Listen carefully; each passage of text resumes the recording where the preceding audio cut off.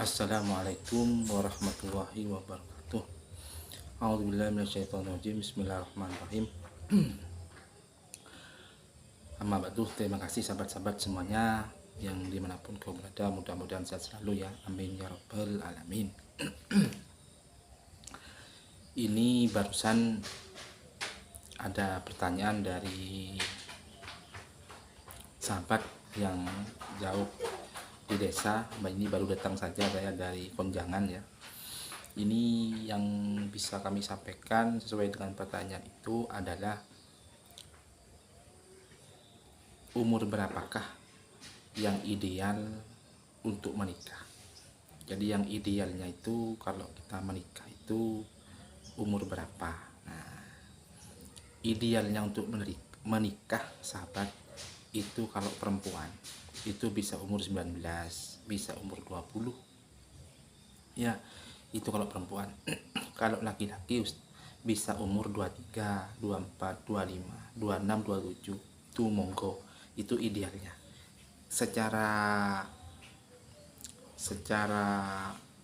aturan atau aturan yang ada di pemerintah atau di KUA setempat, itu bila ada anak, orang yang menikah, warga yang menikah yang umurnya kurang, itu tidak bisa dilanjutkan ke KUA. Artinya tidak bisa didaftarkan untuk bisa menikah atau bisa akad atau bisa ada transaksi menikah bila umurnya berkurang ya. Jadi menikah itu secara pemerintahan itu ala KUA Kemenak Kabupaten itu tidak boleh menikah di usia yang umurnya masih kurang. Apalagi yang masih lulusan SD, lulusan MI itu dinikahkan oleh orang tua. Ini hal yang fatal. Satu, memang secara psikologis, secara mental, ini menikah di usia itu memang mental dan psikologisnya masih belum terjamin, masih belum siap secara mental dan psikologis. Itu secara mental ya.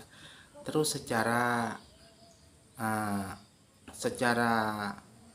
ekonominya pun juga belum siap, karena umur ketika kurang maka akan merambah yang lain ya. Jadi kalau usia SD atau MI itu mohon untuk pihak-pihak orang tua untuk bisa melanjutkan ke jenjang yang lebih tinggi, bisa ke MTS, bisa ke SMP, bisa ke pondok pesantren ya. Itu kalau lulusan itu. Lulusan SMP pun juga belum layak juga untuk dinikahkan. Lebih baik kita masukkan ke pesantren ya, masukkan ke madrasah, masukkan ke jenjang-jenjang yang sederajat yang setelahnya itu. Nah, ketika sudah lulusan SMK ya, lulusan SMA, lulusan MA, lulusan yang sederajat itu kalau perempuan sudah berumur 18, 19, 20, tapi rata-rata sudah umur 19 tahun, cuma umur 20 tahun. Itu kalau perempuan sahabat itu sudah cukup untuk melangsungkan pernikahan, cukup untuk melangsungkan perkawinan. Transaksi untuk akad nikah sudah siap, karena menikah itu sahabat itu tidak mudah, penuh perjuangan, penuh tantangan, dan penuh perjalanan yang banyak hambatannya. Bukan hanya menikah itu bukan hanya tentang seksual, bukan hanya urusan ranjang, tapi banyak hak dan kewajiban yang harus kita jalani setelah menikah. Banyak sekali. Kalau cuma dilihat dari segi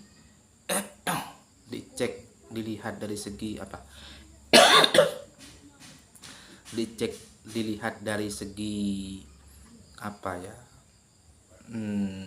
seksualnya atau biologisnya mungkin terlihat mudah, tapi ketika dicek dengan tanggung jawabnya seorang laki-laki itu, terus tanggung jawabnya kepada siapa, kepada istri, kepada keluarga, itu perlu hal-hal yang pola pikir atau tantangan yang sangat sulit untuk bisa kita lakukan. Tapi tidak usah takut, tidak usah khawatir kalau sudah waktunya menikahlah. Itulah, karena menikah itu hukumnya sunnah. Sunnah itu kalau dilakukan dapat pahala, ya kalau tidak dilakukan tidak dapat pahala, tidak apa-apa, tapi tidak dapat pahala. An sunnati faman rogiba an sunnati falaisa mini. Jadi namanya nikah itu sunnah. Jadi sunnahnya kanjeng Nabi yang harus kita ikuti, yang harus kita jalankan. Emang kalau tidak menikah, banyak laki-laki yang tidak menikah. Wong kadang yang punya istri saja masih mau menambah lagi, apalagi yang belum punya istri tidak menikahkan. Eman apa? Eman kita tidak punya keturunan. Karena namanya menikah itu sahabat ya, apa yang bisa kita berikan kepada istri, apa yang bisa kita berikan kepada anak, baik uang, harta, semuanya itu akan menjadi sedekah kita, akan menjadi sedekah kita kepada keluarga kita sendiri. Itu sedekah. Apalagi anak kita sudah mondok, apalagi anak kita sudah masuk di dunia pendidikan, itu hal yang bagus sekali yang bisa kita syukuri. Karena orang tua yang membiayai anak di pondok itu merupakan menjadi sedekah yang tidak terhingga. Ini luar biasa sahabat, luar biasa sekali. Jadi kembali lagi ya, kalau menikah itu menikahlah di usia-usia matang, ya, di usia-usia yang matang, sehingga kita akan menjadi keluarga, terbentuk menjadi keluarga yang sakinah mawaddah warahmah.